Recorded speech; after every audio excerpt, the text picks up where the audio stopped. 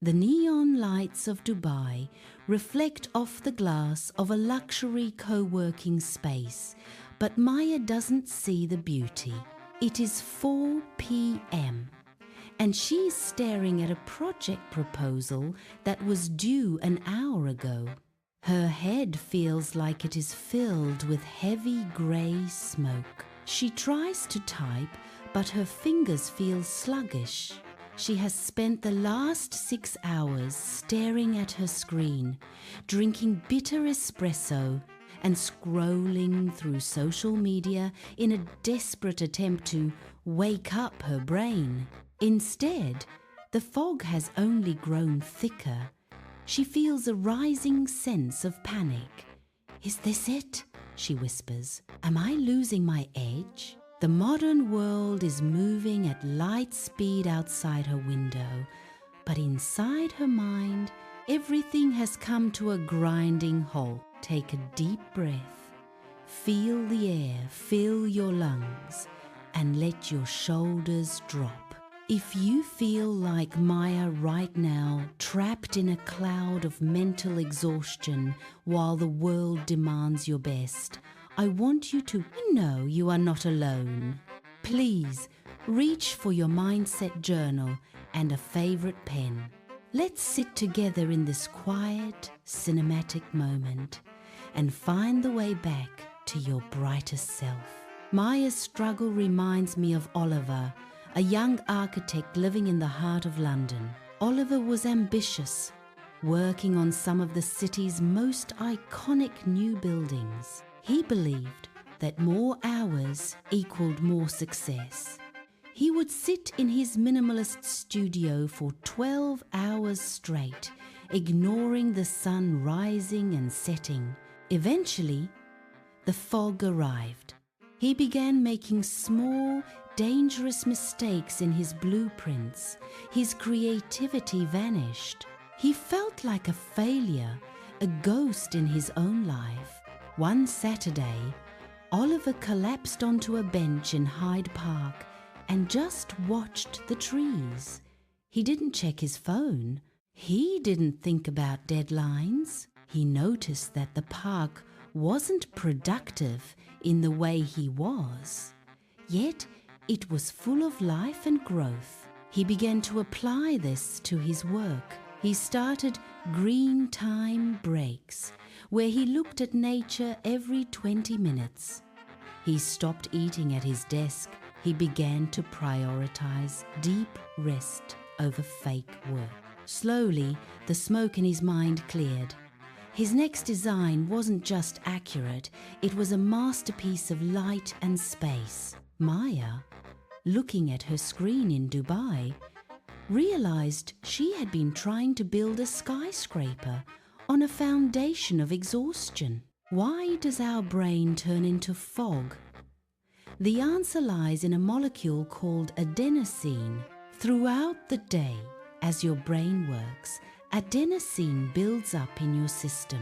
It is like mental trash that signals to your body that it is time to rest. When we use caffeine to mask this signal, the trash doesn't go away.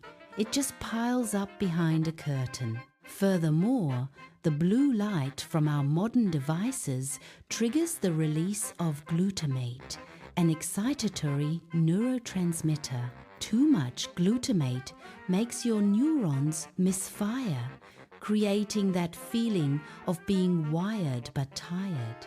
By stepping away and changing your environment, you allow your brain to flush out the adenosine and balance its chemistry. I am talking to you, the freelancer working from a lonely cafe, feeling like your brain is a broken engine. I am talking to you, the student in a cold library reading the same sentence for the 10th time. I see you, the 9-to-5 worker who feels like they are walking through water just to get to the end of the day. This fog is not your identity. It is a biological signal that your system needs a reset. Maya stood up from her desk. She left her phone behind and walked out into the warm Dubai evening. She watched the fountains dance and felt the breeze on her skin. She wasn't a worker.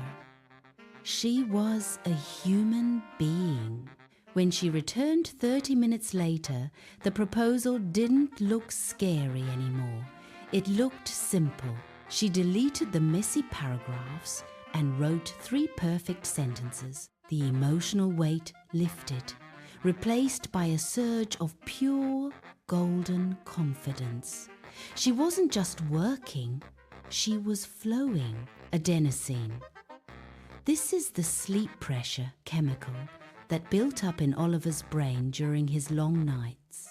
Understanding it helped him realize that coffee wasn't a fix, only rest could clear the mental trash. Glutamate.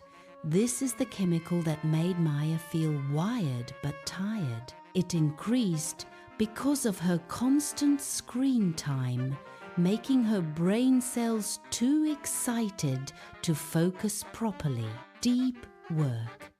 This is the state of distraction-free concentration that Oliver regained once he started taking nature breaks. It is the opposite of the foggy multitasking that was ruining his career.